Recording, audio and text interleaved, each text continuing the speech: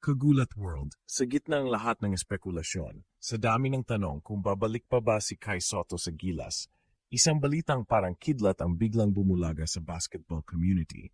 Pauwi na raw si Kai mula Japan at posibleng sumali sa Gilas training camp sa huling linggo ng Hulyo. Oh, Kagulat World, ang dating halos isinusuko na nating Gilas future ay tila muling nabubuhay. At mukhang Kai Sotto himself is making the first move. Galing sa mga insider reports at media buzz na lumalakas kada araw, sinasabing si Kai ay nagdesisyon na bumalik sa Pilipinas matapos ang ilang buwan ng tahimik na rehab at conditioning sa Japan. Ang dahilan? Para makasama muli ang Gilas sa ensayo at kung sakali makapagpakita ng konting bangis bago ang FIBA Asia Cup. Walang official confirmation pa kung magiging bahagi siya ng Final 12, pero ang mismong presensya niya sa training camp ay isang bombang balita dahil di ito simpleng pagbisita lang. Bakit nga ba ito nakagulantang? Simple, maraming akala hindi na babalik si Kai. Dahil sa injury, dahil sa NBA focus, dahil sa Japan B-League obligations. At habang marami ang tuluyang nag-doubt kung may commitment pa siya sa Gilas, bigla niyang pinatunayan na kahit pa injury ang kalaban, hindi siya lalayo sa laban ng bayan. Ang posibleng pagbabalik niya sa practice ay isang malinaw na mensahe. Hindi pa tapos ang kwento ni Kai bilang puso ng Gilas. At kung totoo nga na, sa huling linggo ng July siya dadating, may chance pa siyang umabot sa late stage ng training camp ni Coach Tim Cone. Ang tanong, kakayanin pa ba ng katawan niya ang kahit 10 to 15 minutes per game? Ready na ba siya makipagbanggaan ulit sa mga Asian Giants? At higit sa lahat, ano ang magiging reaksyon ng buong Gilas pool sa biglaang presensyang ito ni Kai? Kagulat World, this could be the most shocking plot twist sa buong FIBA Asia Cup preparation ng Pilipinas. At kung matuloy ito, baka ito na ang huling piraso ng puzzle ni Coach Tim. Kai Sotto, pauwi na raw, sasama sa training, game changer ito kung totoo. Samantalang, bubuksan natin ang posibilidad. Kung makalaro si Kai, paano babaguhin ito ang buong strategy ng Gilas at paano nito gugulatin ang buong Asia?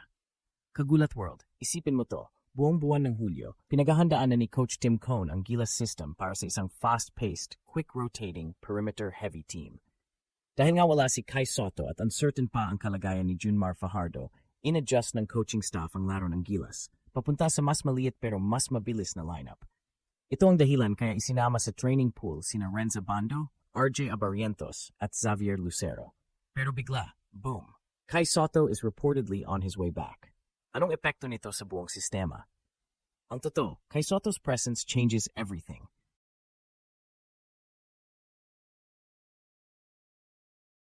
Hindi ito simpleng dagdag ng isa pang big man. Kai is a unicorn, 7'3", soft hands, elite timing sa depensa, may shooting touch, at marunong sa passing lanes. Sa sistemang triangle hybrid offense ni Coach Tim Cone, ang pagkakaroon ng isang mobile big na kayang umikot sa high post at mag-distribute ng bola ay priceless. At kung tutuusin, si Kai lang ang ganong klase ng player sa buong pool. Kung matuloy ang kanyang pagsali sa training camp sa huling linggo ng Hulyo, kahit hindi pa siya 100% game ready, pwedeng itest agad ni Coach Tim ang chemistry niya with Brownlee, Dwight Ramos, at AJ Edu. Ang potential nito, massive. Sa harap ng mga big man ng Jordan, Lebanon o Iran, Kai gives Gilas that extra length, extra rim protection, and extra threat sa loob. Hindi mo kailangang ipasok siya ng 30 minutes, pero sa mga crucial moments, especially in close games, si Kai ang pwedeng difference maker. At para sa mga nagsasabing wala ng oras para mag-adjust ang Gilas sa posibleng pagpasok ni Kai, here's the twist. Ang Gilas system mismo ay ginawa para sa flexibility. Alam ito ni Coach Tim Cone, kaya nga siya pumili ng mga intelligent, positionally fluid players sa pool. Hindi siya nag-assemble ng traditional roster, nag-ipon siya ng mga chess pieces. At si Kai, siya ang queen sa board. Hindi mo kailangan gamitin sa lahat ng turns, pero sa tamang galaw, siya ang pwedeng pumatay sa game.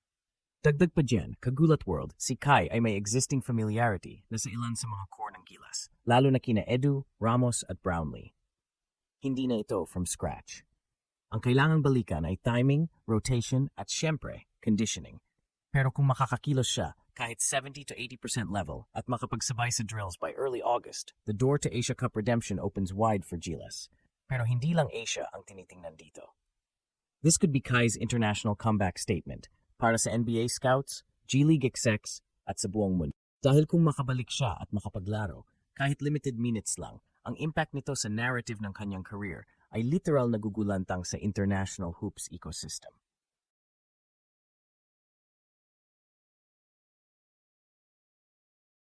Pag-uusapan natin ang pinakamalupit na tanong. Paano kung maglaro si Kai Sotto sa Asia Cup at magdominante? Ano ang pwedeng mangyari sa international career niya? At bakit pa katuluyang magsisi ang NBA sa pag-snob sa kanya? Kagulat World. Ito na ang tanong na kinakatakutan ng lahat ng NBA scouts na hindi tumaya kay Kai Sotto sa nakaraang 2 taon. Paano kung bumalik siya at sa harap ng buong Asia, magpakitang gilas siya na parang NBA ready na talaga? Sa kasaysayan ng international basketball, ilang beses na tayong nasorpresa ng mga snub players na biglang sumabog sa FIBA tournaments. At ngayon, posibleng si Kai ang susunod sa listahang yan.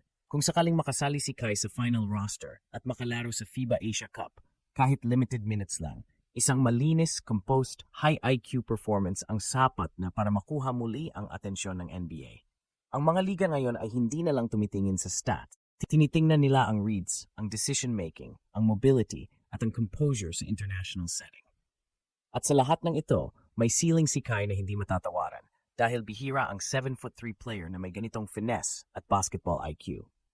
Isipin mo ito, Kagulat World, si Kai. Pabalik galing sa injury, tapos bigla laban sa mga top-tier Asian big men, gaya ng sina Haddadi ng Iran o mga naturalized players ng Jordan at Lebanon. At kung sa mga larong yon ay makapagbigay siya ng 8 points, 6 rebounds, 2 blocks, at isang dagger dunk, hindi lang gilas ang mabubuhay, kundi pati international hype train ni Kai. Tandaan, isang viral clip lang, isang dominant possession lang, sapat na para muling mag-trend ang pangalan niya sa radar ng G League at even NBA summer invites para 2026. Ang NBA matagal nang naghahanap ng susunod na Kristaps Porzingis type ng player. Tall, smooth, may shooting touch at basketball sense. Kai Sotto, kung tama ang timing ng kanyang pagbabalik at maipakita niyang fully recovered na siya, could easily fit that mold. Ang kaibahan lang, galing siya sa Pilipinas. At ito ang dahilan kung bakit shocking ang buong narrative na to. Dahil hindi lang ito laban para makabalik sa liga, ito ay laban para sa respeto ng buong bansa sa global basketball ecosystem. Kaya kung mangyari nga, kung si Kai ay biglang sumulpot sa training camp, nagpakitang gilas at pinasama sa final roster. Tapos sa Asia Cup, bumanat ng solid performance sa harap ng scouts at millions of viewers. Aba, hindi lang Asia ang magugulat, baka pati ang NBA mismo ay mapatanong. Bakit nga ba hindi natin kinuha tong batang to? At doon, Kagulat World, sa araw na yon, hindi lang si Kai ang mananalo, kundi buong Pilipinas. Sa araw na ginulat niya ang mundo, hindi dahil sa hype, kundi dahil sa paninindigan.